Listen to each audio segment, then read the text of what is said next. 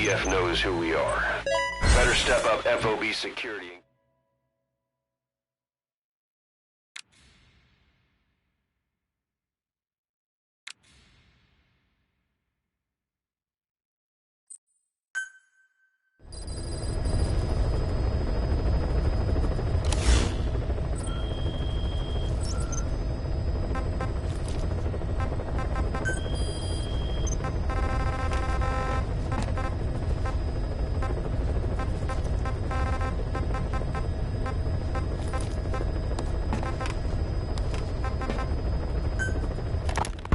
About the pathogen spreading through Mother Base. You've seen everything we've got on the outbreak. What's your opinion?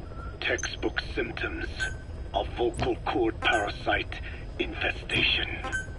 And judging from this casualty list, it is the Kikongo strain, meaning a breed of parasite that triggers symptoms upon detecting pronunciation specific to Kikongo. So our Kikongo-speaking staff are at risk. Quite so. He's right. All the victims do speak Kikongo. So they can survive if they just use another language. There is no guarantee. You're only dealing with the Kikongo strain. Other language strains may be present. You well know he was teaching them languages from all over the world. The Devil's House. Nzoya Badia Bulu.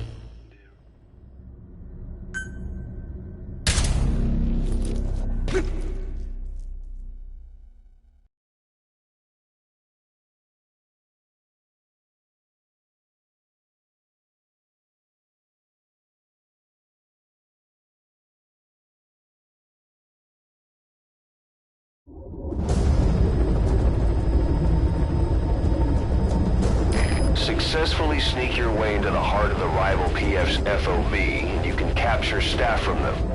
I'll be looking forward to meeting the new recruits, boss.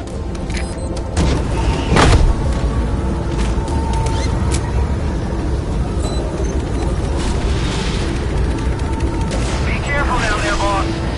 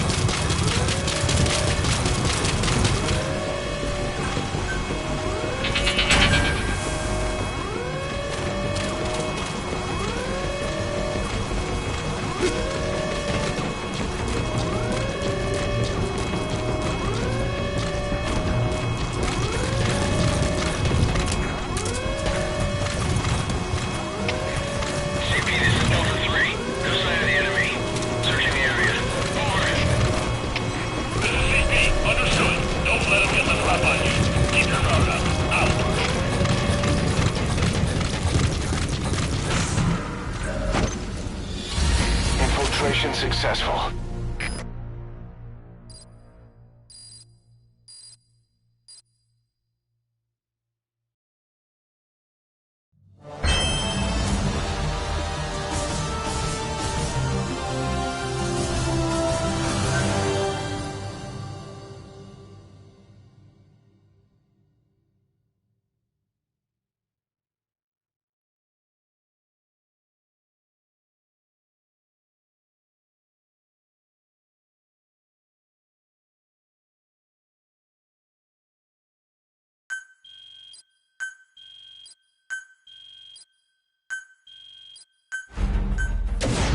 Boss, the rival PF knows who we are. Better step up FOB security in case they return.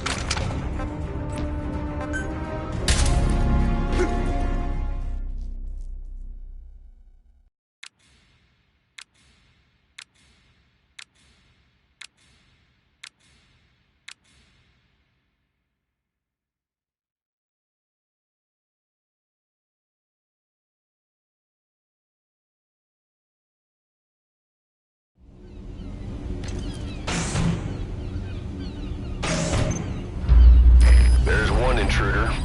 Their objective is unclear, but if they make it to the heart of the FOB, they'll capture Stafferman. You've got to make sure that doesn't happen.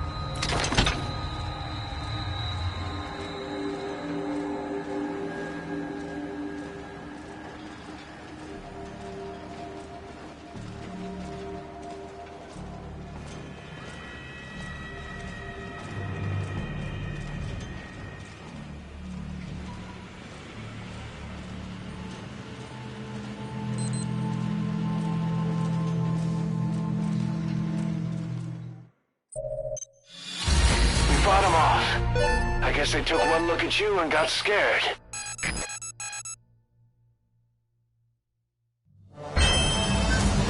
Damn it.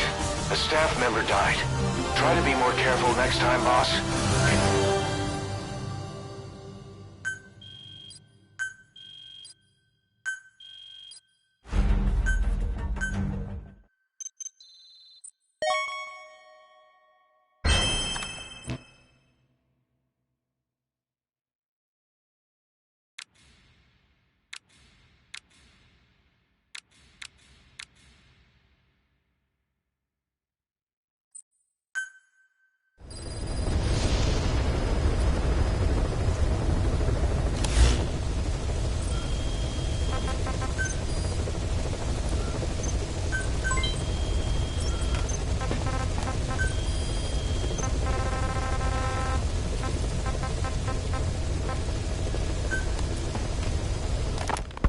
About the pathogen spreading through Mother Base. You've seen everything we've got on the outbreak.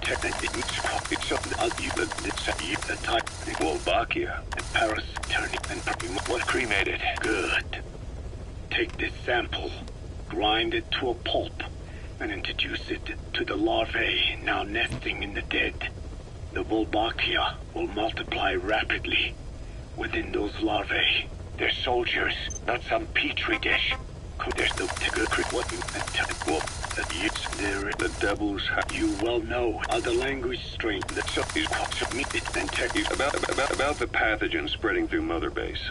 You've seen everything we've got on the outbreak. What's your opinion? Textbook symptoms of vocal cord parasite infestation. And judging from this casualty list, it is the Kikongo strain, meaning a breed of parasite that triggers symptoms upon detecting pronunciation specific to Kikongo. So our Kikongo-speaking staff are at risk? Quite so. He's right. All the victims do speak Kikongo. So they can survive if they just use another language? There is no guarantee. You're only dealing with the Kikongo strain. Other language strains may be present. You well know he was teaching them languages from all over the world. The devil's house. Nzoya Badiabulu. There is no way to know how many strains he has at his disposal. So how do we keep them from becoming symptomatic? You mentioned using microbes. Use this. A type of Wolbachia. Introduced to a sample of the parasite. Wolbachia? A parasitic bacteria that colonizes the parasites, turning male to female and preventing copulation. You must cultivate more. What have you done with the infected bodies? Cremated to stop the spread of infection, but we did keep a few for study. Good. Take this sample, grind it to a pulp, and introduce it to the larvae now nesting in the dead. The Wolbachia will multiply rapidly within those larvae. They're soldiers, not some petri dish. Conventional cultivation methods will take too long. Extract the Wolbachia from those larvae and vaccinate your men. Kikongo speakers first. This is the fastest, surest way. No one is to speak a word of Kikongo until the Wolbachia are safely inside them. I will instruct your medical staff in detail on site. You have the appropriate facilities. Yes, but do not worry. I made a pact with your Bidehulone on the honor of the Dene. I speak no lies. Keep an eye on him. Will do. Follow me. I'll take you to the medical team. Now, we must wait for the Wolbachia to multiply in the larvae. How is the disease transmitted? If it's carried by insects or rodents, then... There is no intermediate host. So... The vocal cord parasites lay their eggs in the larynx of the host. Most hatch and migrate to the lungs, but some are transported to the mouth through ciliary movement. mixing in with saliva. Saliva. Droplet transmission. Sneezing, coughing. Any food or water containing infected saliva. It would spread fast. Indeed. And when the larvae migrate to the lungs, symptoms can resemble the early stages of a cold, making it easy to infect others. Meaning a simple conversation would be enough to pass it on. Alright, so what happens after the larvae migrate to the lungs? It is as I said before. They mature by feeding on alveolar tissue. It is only then that noticeable symptoms appear in the host. And by that point, it's too late. He's infected everyone else. It's one hell of a weapon you've created. That is what Blag Anna wanted. Something that would spread easily. In truth, he's not the reason. But we will discuss that another time. The Wolbachia have multiplied. We're preparing to extract them and begin vaccinating. But is this really the only way? Sure, it'll prevent infection, but the cost? You would rather remove their vocal cords? No. Tactical communication's the linchpin of what we do. What if we were to ban the use of Kakongo? Insufficient. First, there's no guarantee that only the Kakongo strain is here. Second, there is the matter of how the parasites lay their eggs. Before they can copulate, they must be exposed to the pronunciation of a specific language for a period of time.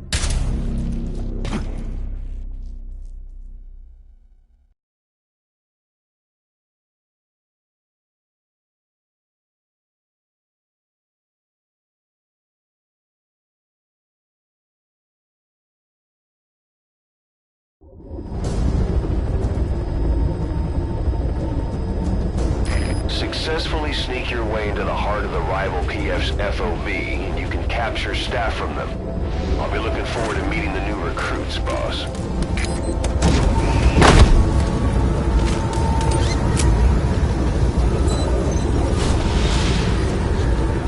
Be careful down there, boss.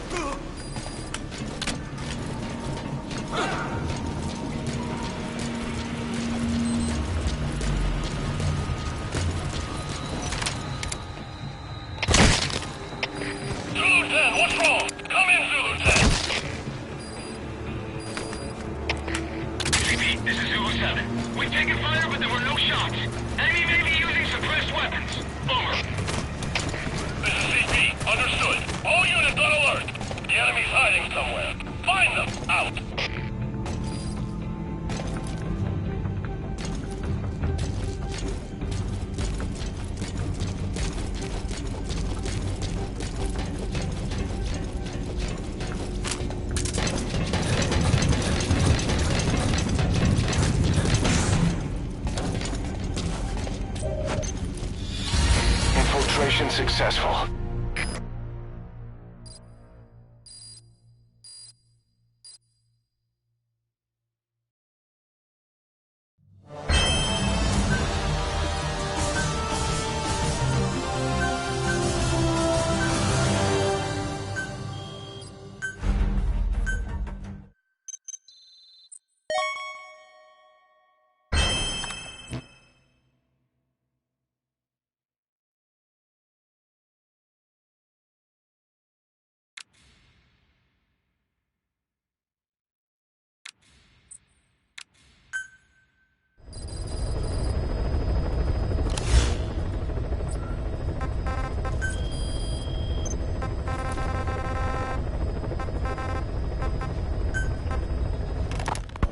now.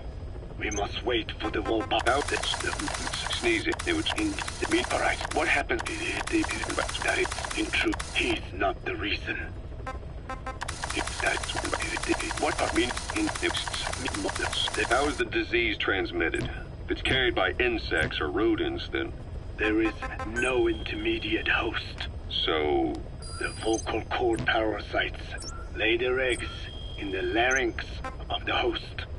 Most hatch and migrate to the lungs, but some are transported to the mouth through ciliary movement, mixing in with saliva. Saliva. Droplet transmission. Sneezing, coughing. Any food or water containing infected saliva. It would spread fast. Indeed. And when the larvae migrate to the lungs, symptoms can resemble the early stages of a cold, making it easy to infect others. Meaning a simple conversation would be enough to pass it on. All right, so what happens after the larvae migrate to the lungs? It is as I said before. They mature by feeding on alveolar tissue. It is only then that noticeable symptoms appear in the host. And by that point, it's too late. He's infected everyone else. It's one hell of a weapon you've created. That is what Blag Anna wanted. Something that would spread easily. In truth, he's not the reason. But we will discuss that another time. The Wolbachia have multiplied. We're preparing to extract them and begin vaccinating. But is this really the only way? Sure, it'll prevent infection, but the cost? You would rather remove their vocal cords? No. Tactical communication's the linchpin of what we do. What if we were to ban the use of Kakongo? Insufficient. First, there's no guarantee that only the Kakongo strain is here. Second, there is the matter of how the parasites lay their eggs. Before they can copulate, they must be exposed to the pronunciation of a specific language for a period of time, like a container filling with water. But the duration between when the container is full and when the copulation actually begins varies from case to case. In other words, even if the infected stop speaking as a countermeasure, it may already be too late. The only true solution is to prevent copulation through the Wolbachia, or by physically removing the affected tissue. Do any antiparasitics work? It sounds as though you have already tried. Yeah. We tried every one there is, and nothing. I have yet to find a medicine that can remove the parasites. At best, it temporarily covers their ears. Why is that? Because the parasites are companions to us. To remove them inevitably harms the host. Companions? More than you think. And this is why the human immune system cannot eliminate them.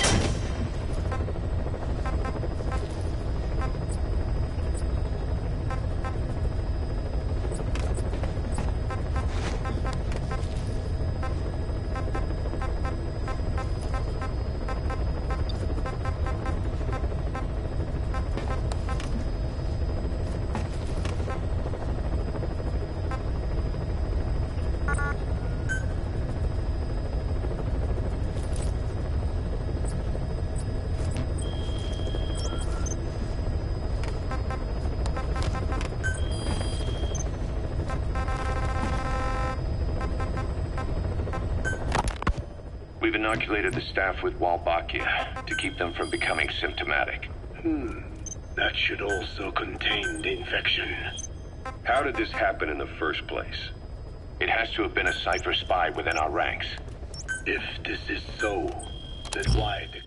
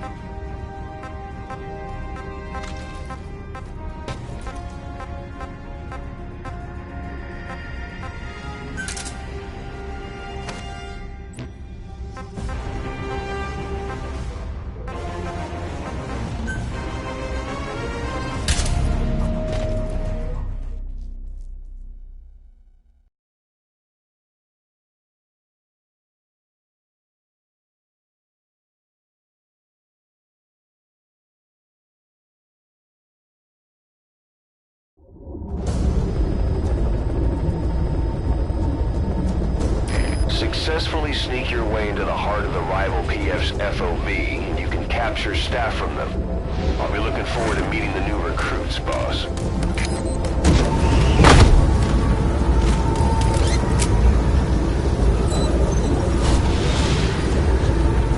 Be careful down there, boss.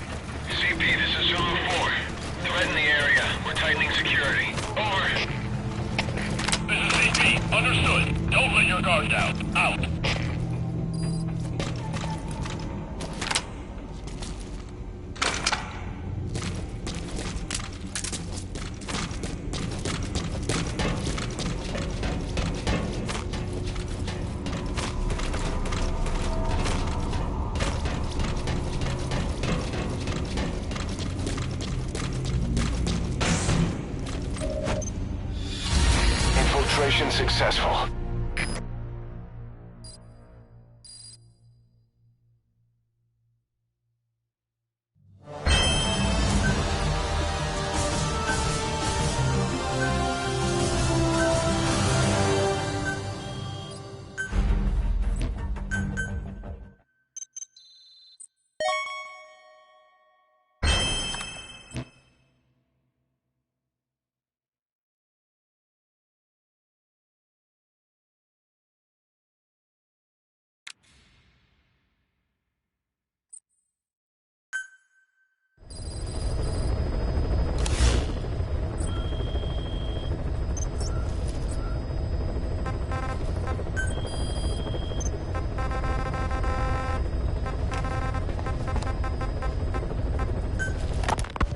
We've inoculated the staff with Wolbachia to keep them from becoming symptomatic. How did it has to have... If their Skullface said if this latest strain was his doing. if their intent was to wipe you out, Skullface said the remaining English parasite was close to the boss. If this latest strain was his doing, he wouldn't have tipped his hand. it is possible someone brought eggs onto the base without knowing. Stuck to their shoes, clothing. Well, that makes the most sense to me. And where did the eggs come from? You mentioned that your boss visited Nzoya Badiopulu. Sure, but his gear's disinfected immediately upon return. Then he was not the carrier. And not just the boss. All staff dispatched to high-risk regions were quarantined on the flight back.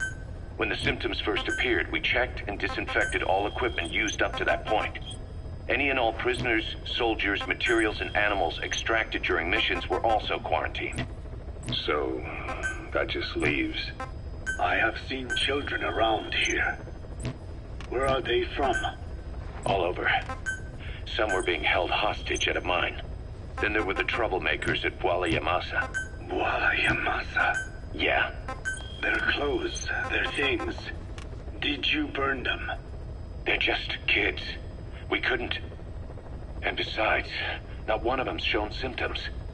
The parasites don't infect prepubescent hosts. Their vocal cords are not fully developed. Well, if infection doesn't occur in children... It is possible they carried eggs on their clothes, and the infection spread from them. Check the kid's stuff. I doubt there is any trace left by now. But if there is, some of those kids must be close to hitting puberty. How could we have missed this? The name Bwala Yamasa got quite a reaction from you. I'm guessing that...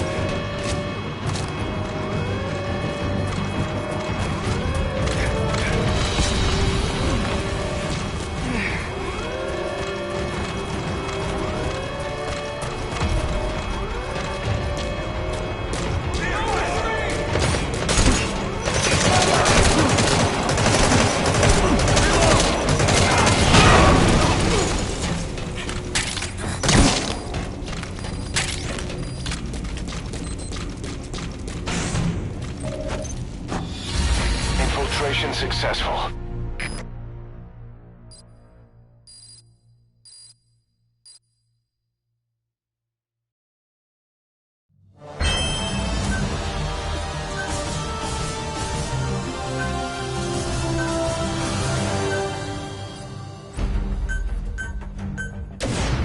Boss, the rival PF knows who we are.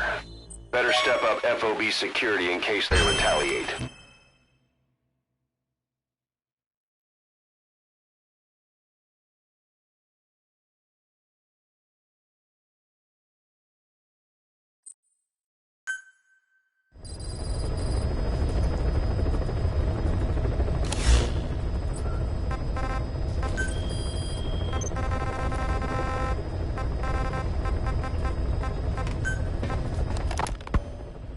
The name Voila Yamasa got quite a reaction from you. I'm guessing the Kakongo strain was released in that village. Cypher used that region to experiment with vocal cord parasite transmission. The Kakongo strain. The settlements around the refinery upstream of Voila Yamasa were the proving grounds. They would infect one villager, then record transmission speed. Dangerous work. If they failed to contain the infection, it would slip into the surrounding regions. At which point the world found out about the parasites, making them useless as a weapon. Incredible they'd risk such a thing. The test site was densely populated too. A terrible place for such experiments. No doubt, they thought burning everything would wipe away all traces. The settlements were covered in oil anyway. Who would wonder if one day they caught fire? And so it did. They burned it all, living and dead. Those remains. But they miscalculated. Transmission speed was far faster than anticipated. It may have been the temperature, or hygiene standards, or perhaps the parasites reacted quickly to Kakongo. Whatever the reason, nearly all villages were swiftly infected, and the settlements reduced to mounds of corpses. Making matters worse, the dry season was ending. When it came time to burn the village, the Moneni River had swelled. Many of the bodies were waterlogged. Meaning they didn't burn completely. The corpses still contained viable eggs, and the larvae washed downstream. And when the people downstream drank that water, That marked the end for Voila Yamasa. I learned all of this at the mansion. I warned him of the risk of eggs getting out. And?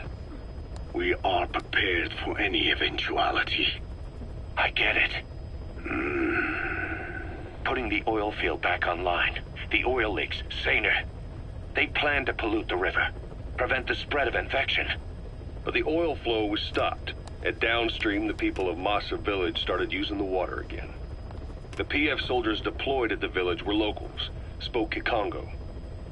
They were infected, and the kids survived. I've heard enough. And who stopped the flow of oil? Don't. We did. That confirms it.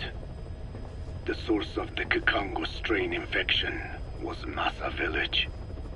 And the children brought it here. It is no one's fault. There is no blame to be cast.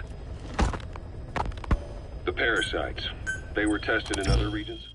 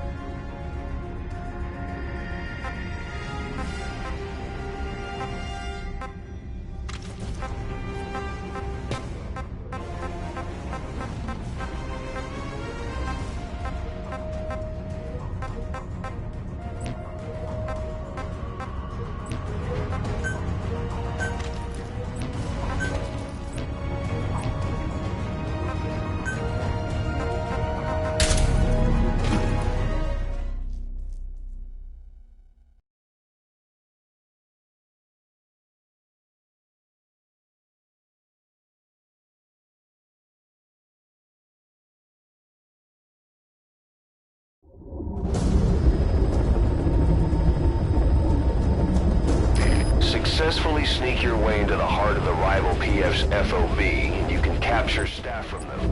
I'll be looking forward to meeting the new recruits, boss. Be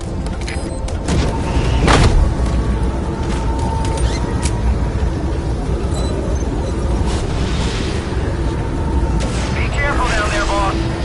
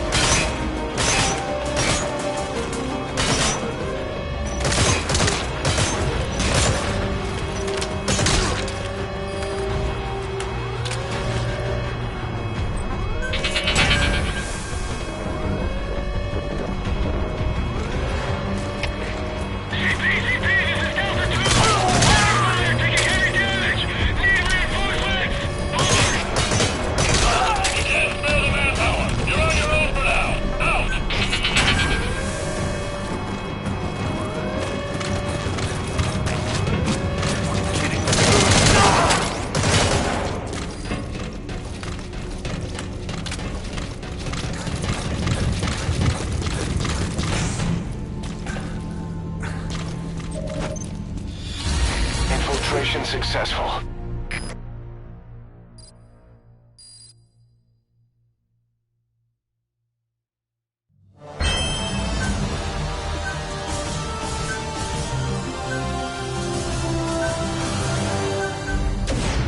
Boss, the rival PF knows who we are. Better step up FOB security in case...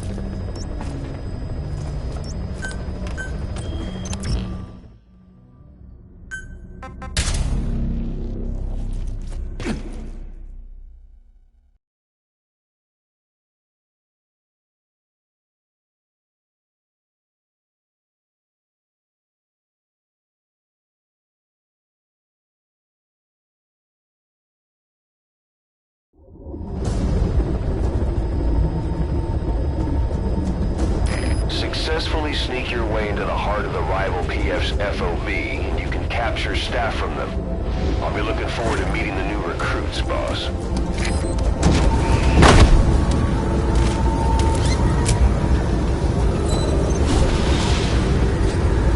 Be careful down there, boss.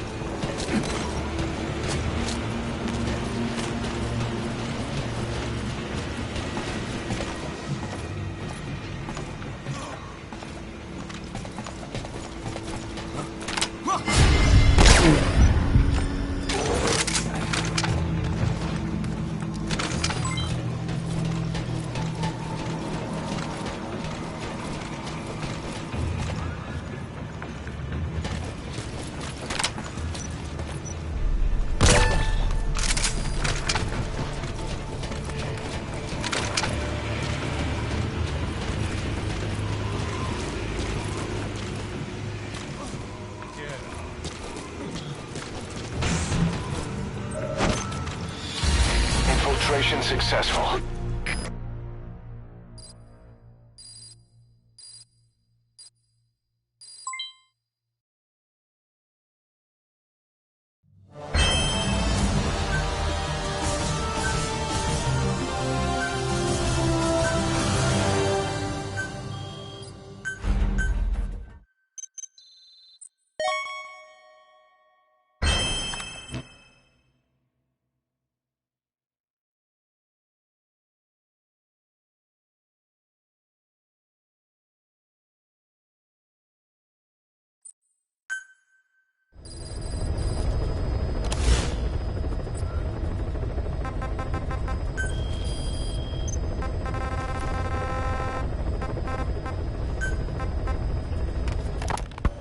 Wolbachia have multiplied. We're preparing to extract them and begin vaccinating. But is this really the only way? Sure, it'll prevent infection, but the cost? You would rather remove their vocal cords? No. Tactical communication's a linchpin of what we do. What if we were to ban the use of Kakongo? Insufficient. First, there's no guarantee that only the Kikongo strain is here. Second, there is the matter of how the parasites lay their eggs. Before they can copulate, they must be exposed to the pronunciation of a specific language for a period of time, like a container filling with water. But the duration between when the container is full and when the copulation actually begins varies from case to case. In other words, even if the infected stop speaking as a countermeasure, it may already be too late. The only true solution is to prevent copulation through the Wolbachia, or by physically removing the affected tissue. Do any antiparasitics work? It sounds as though you have already tried. Yeah. We tried every one there is, and nothing. I have yet to find a medicine that can remove the parasites. At best, it temporarily covers their ears. Why is that? Because the parasites are companions to us. To remove them inevitably harms the host. Companions?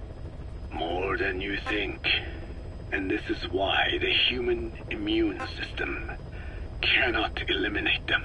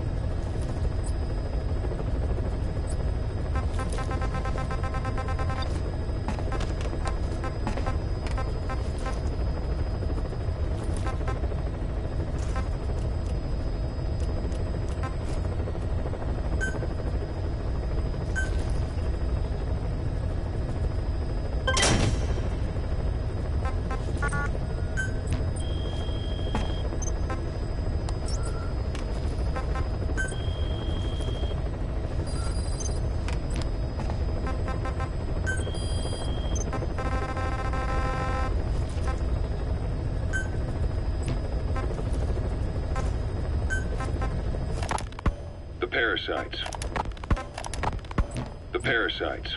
They were tested in other regions? Their physiology requires that they be tested under varied conditions. Another test site was in Afghanistan. So it was the parasites there. Both the Pashto and Tajik languages are spoken in the mountains of Afghanistan, and population density is low. Ideal testing grounds for how accurately the parasites target only the specified language. It is also relatively easy to prevent the spread of infection. And the results? The first test, I am told, was a success. Once the Pashtun Mujahideen were infected with the Pashto strain, they were all but wiped out. The Hamid fighters at Smasseh Fort. It was doubly successful. No Tajik Mujahideen or Soviet soldiers became symptomatic.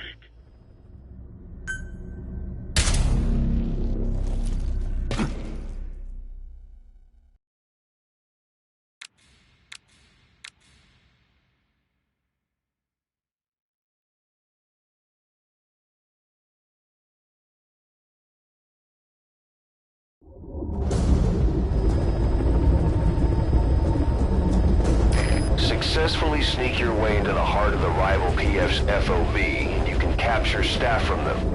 I'll be looking forward to meeting the new recruits, boss.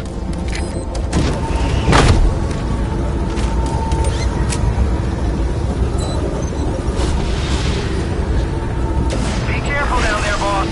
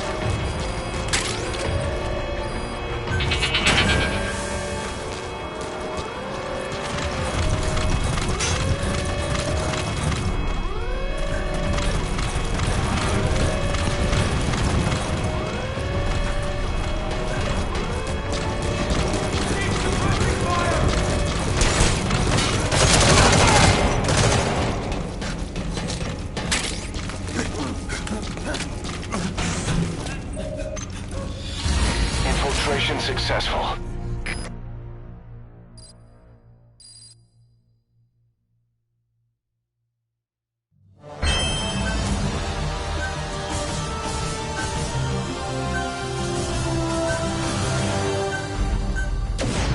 Boss, the rival PF knows who we are. Better step up FOB security.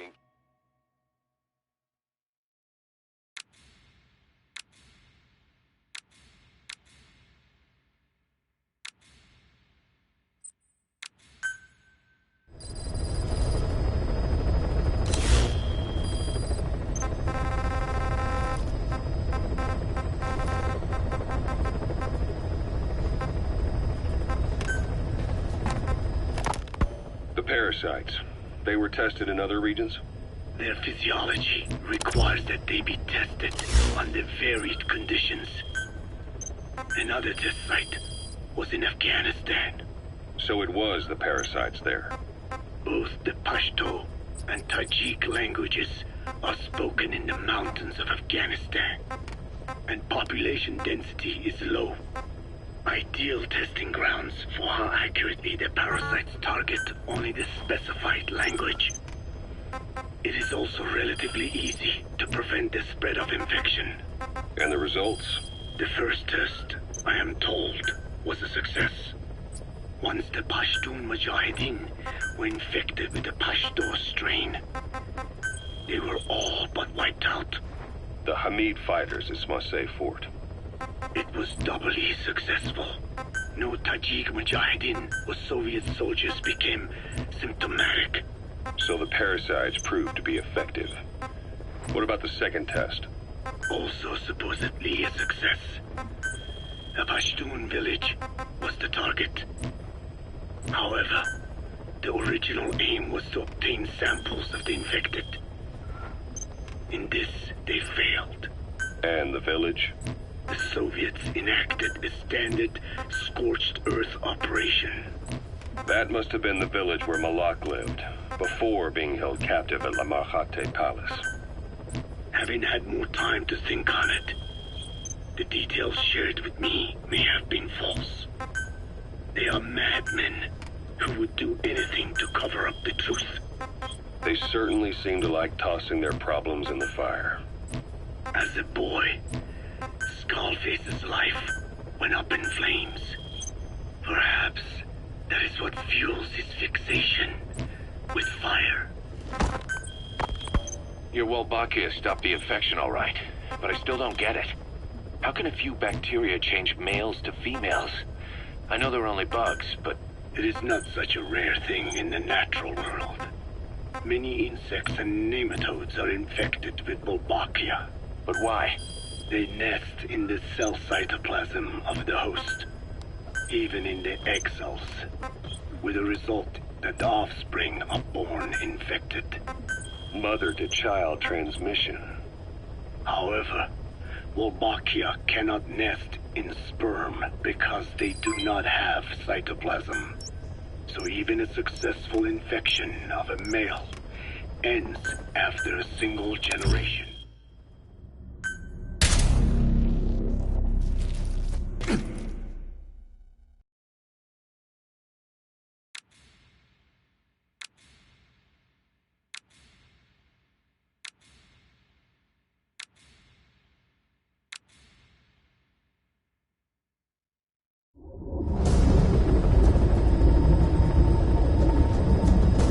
Successfully sneak your way into the heart of the rival PF's FOB, and you can capture staff from them. I'll be looking forward to meeting the new recruits, boss.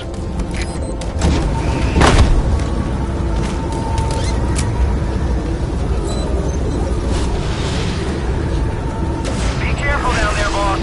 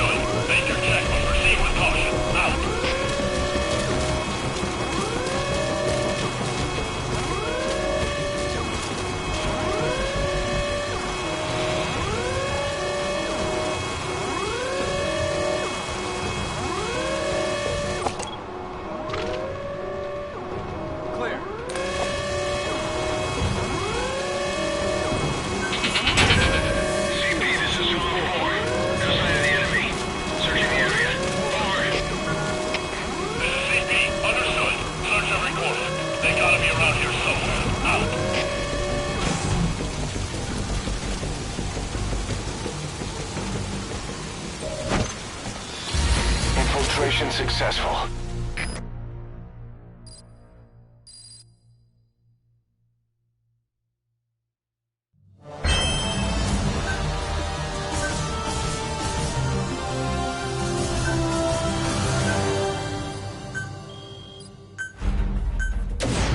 Boss, the rival PF knows who we are. Better step up FOB security in case they retaliate.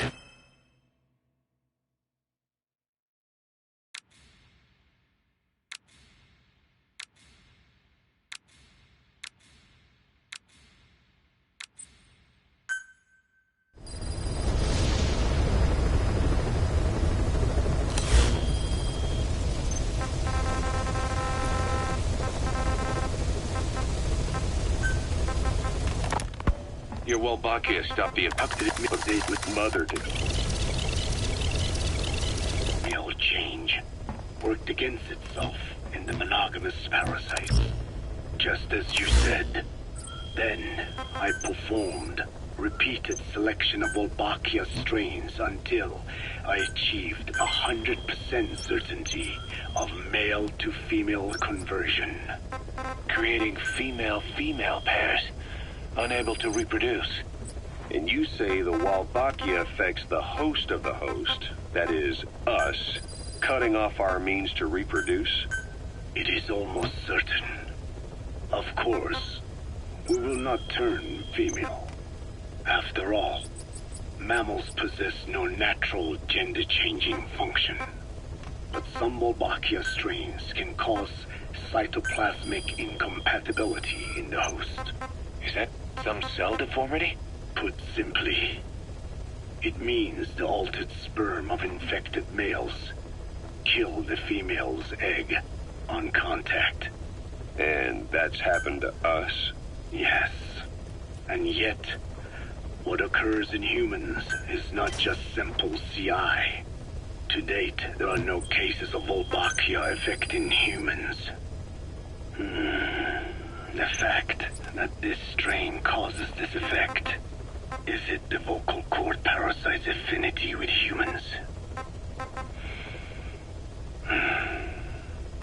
I do not know enough to say for sure. So the parasite warps the host. Reminds me of what Skullface said. It is the way of all organisms to create their own optimal environment. Just look at you and this base. Organisms that cannot do this are doomed to extinction. The difference with parasites is that their environment is another organism. That creates a connection between life and life.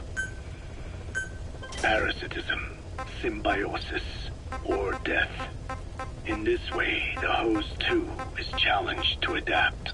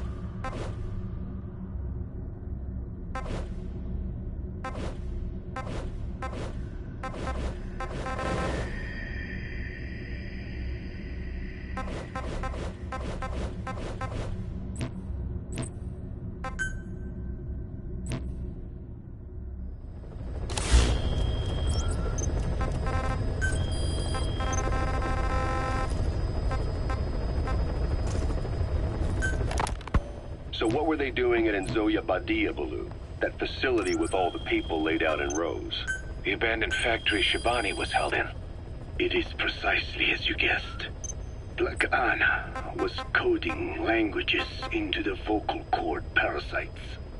They infected the subjects with the parasites, then made an incision in the throat to expose the vocal cords.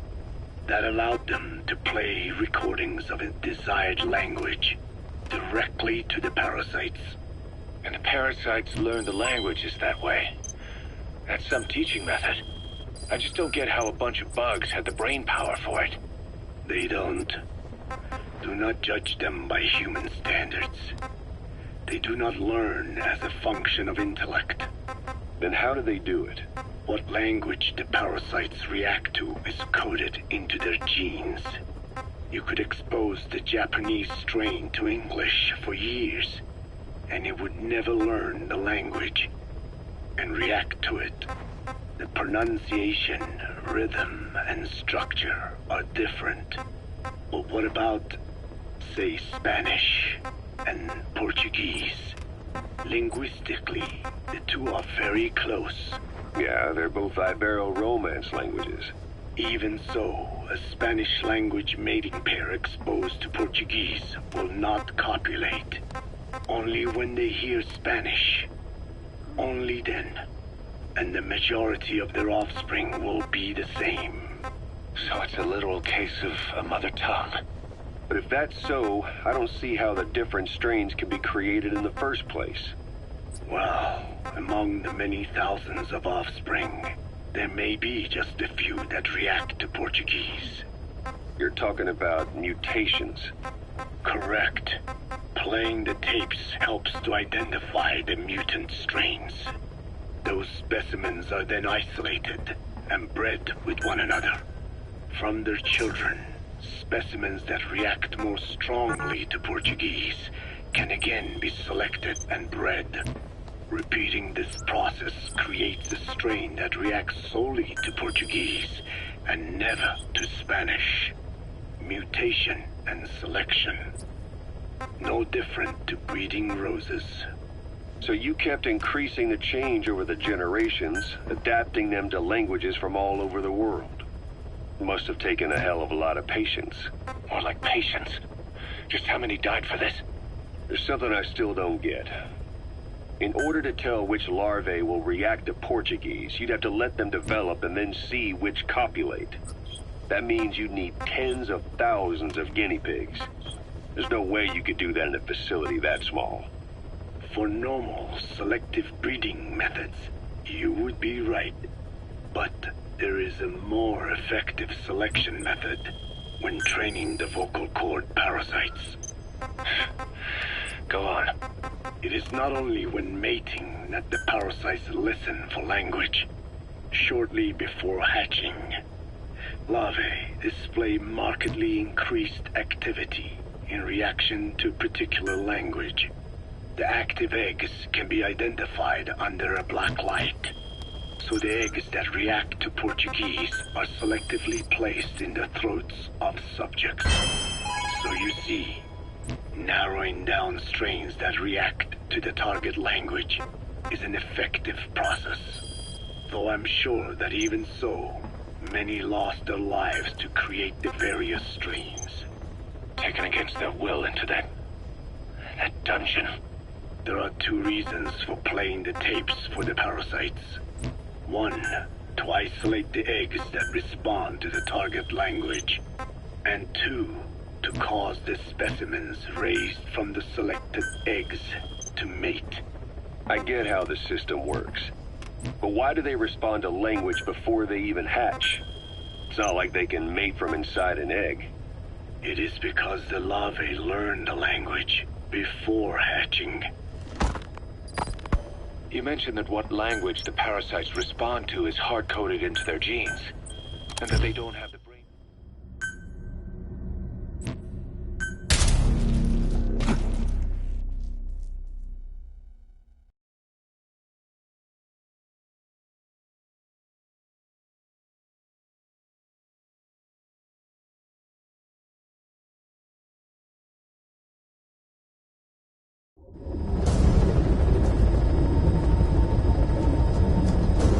Successfully sneak your way into the heart of the rival PF's FOB, and you can capture staff from them. I'll be looking forward to meeting the new recruits, boss.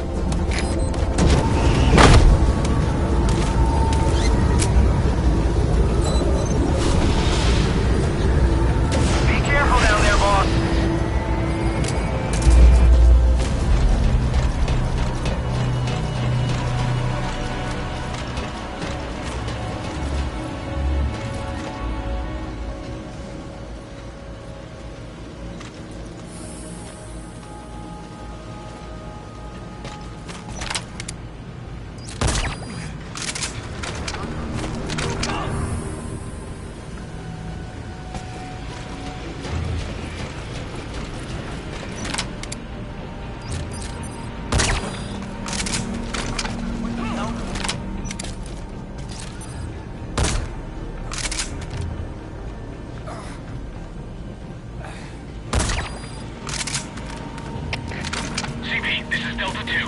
Threat detected. Going on alert. Over. This is CP. Understood. Check your surroundings. Out.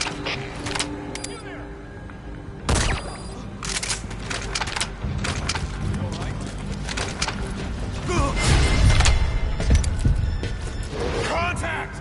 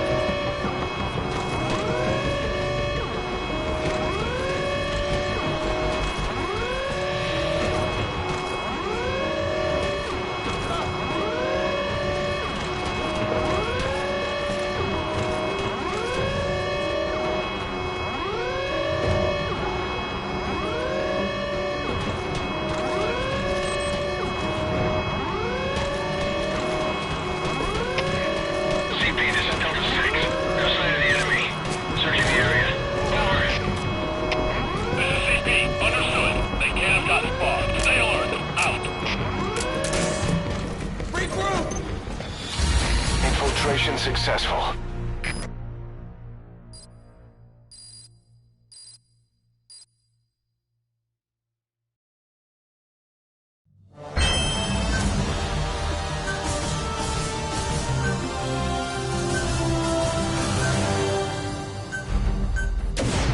Boss, the rival PF knows who we are. Better step up FOB security in case they retaliate.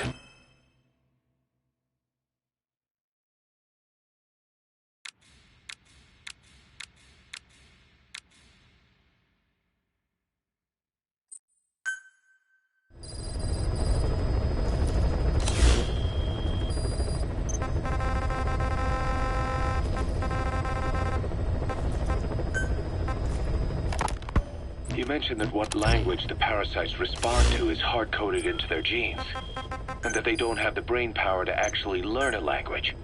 But then you say that the larvae at Nzoyabadiabulu were learning the languages in the egg. Your story doesn't add up. Your country is home to a unique songbird. The Japanese bush warbler. Sure, what of it? What a beautiful call it has. But no bush warbler can sing it perfectly at the start. As chicks, they can barely chirp at all. They must learn from their parents and other adult birds. Only then can they sing properly. and attract females. So naturally, there are individual differences in each bird's call. Though they start on the same footing, each bird is influenced by its teachers. And the parasites are the same? Like the birds, the parasites have a genetic predisposition towards a particular language. But while in the egg, the larvae's ears are tweaked by listening to the voice of the host. This tweaking ensures that the grown parasites will react better to the host's speech pattern. Why would they have an ability like that? Well, there are distinct regional differences within even the same language. Rare is the language that has no unique dialects. Yes, learning the host's speech pattern before hatching attunes the larvae to whatever twist of pronunciation it will encounter. This adaptive ability is what makes them so formidable. I see. So a language requires selective breeding, but the parasites can learn dialects by themselves. Of course, having the egg-stage larvae listen to the tapes in the factory was not meant to teach them. It was more important to use that trait of theirs to identify the mutated strains. As I mentioned earlier. Is that really accurate enough to use as a weapon? You could wipe out a neighboring ethnic group by accident if their pronunciation is too close. What you say is true. In that sense, they are imperfect as ethnic cleansers.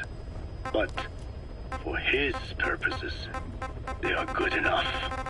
His objective was not to exterminate any one ethnic group, but to render the world's lingua franca, English, inert.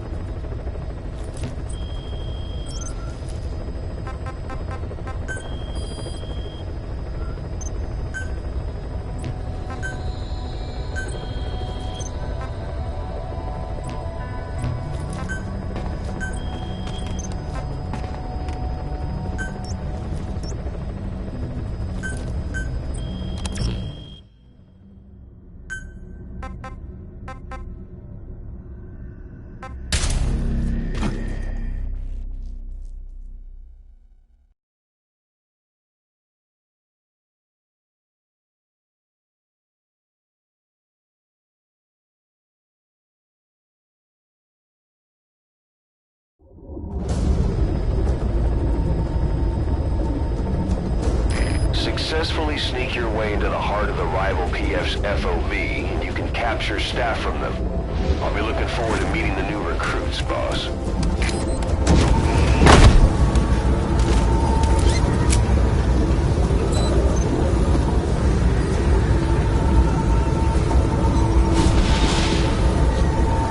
Be careful down there, boss.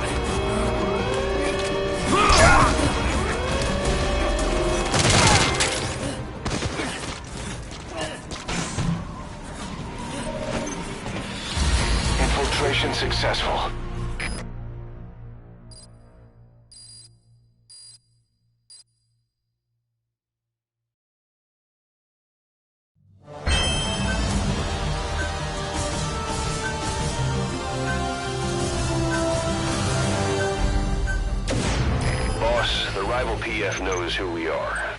Better step up FOB security in case they return.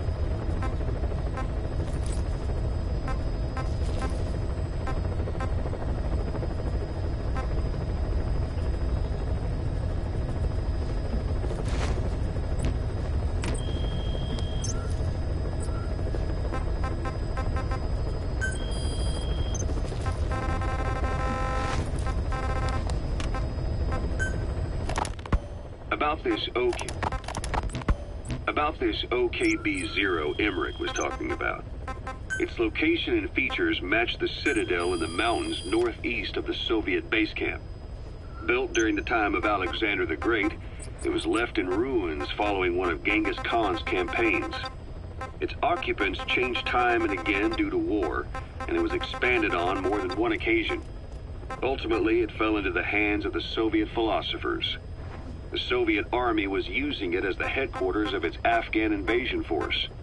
But it would seem that Skullface's connections with the philosophers gave him license to develop Sahelanthropus there. And that's what Emmerich was doing at the place, before he got the axe. But OKB is a designation the Soviets use for weapon design bureaus. There's no way they'd have one of those in Afghanistan. And, in principle, the numbers that follow OKB are always integers above 1. There is no 0.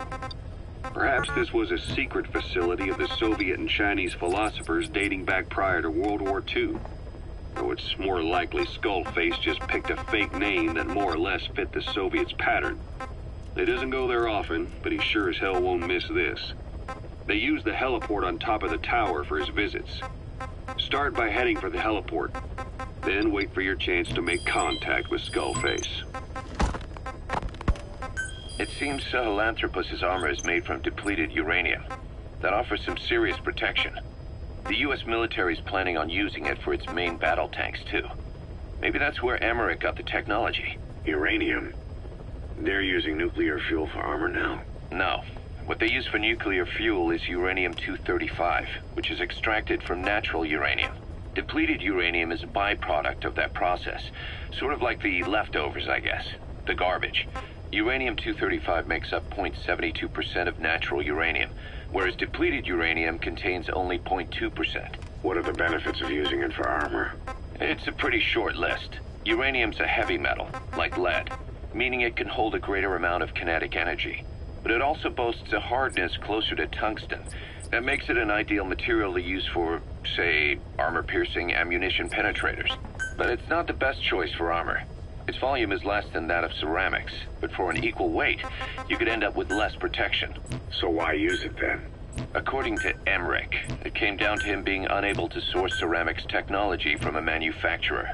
Plus, given that it's an upright walking vehicle, he wanted to reduce the bulk of certain areas. Despite all that, depleted uranium still makes for some tough armor, and Emmerich says it's been proven in live fire tests. It stops most Soviet tank shells.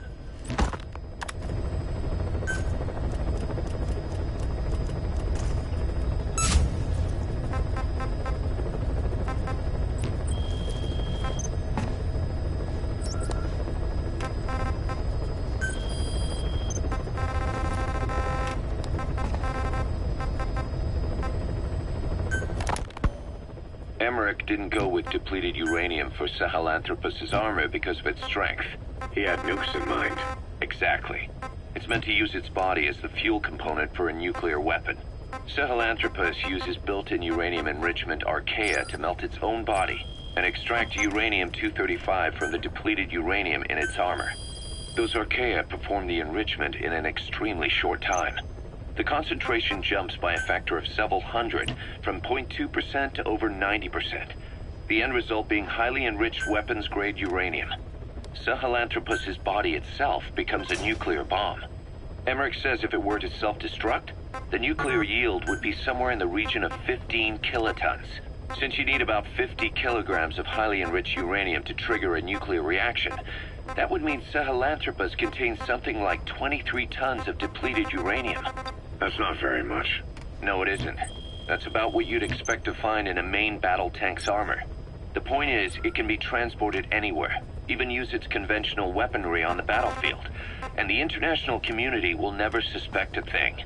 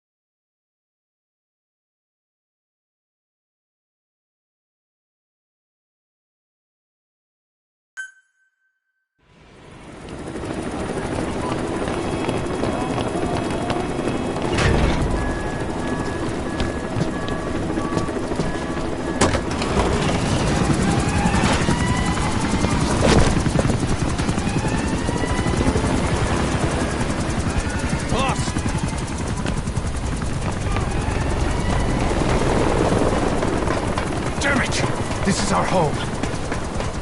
How can we let this happen? Guess it's time to increase security. Just give me the order. Who did this? A competitor. But we don't know who. Can't pin down a route to their base. But we're ready to strike back. Just give us that chance, boss.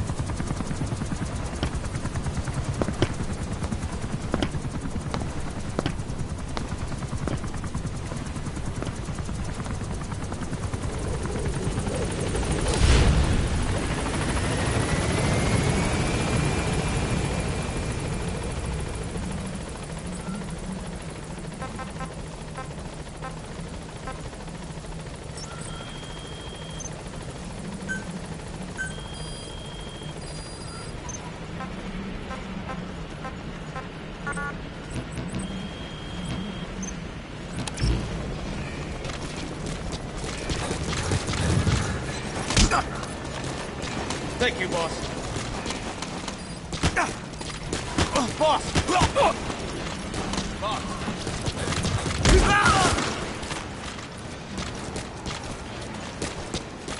Thank you.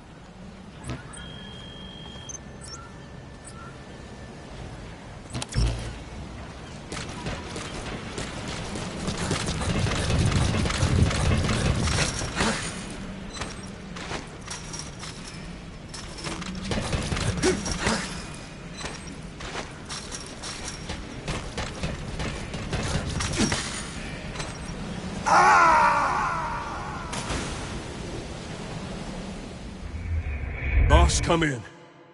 Boss?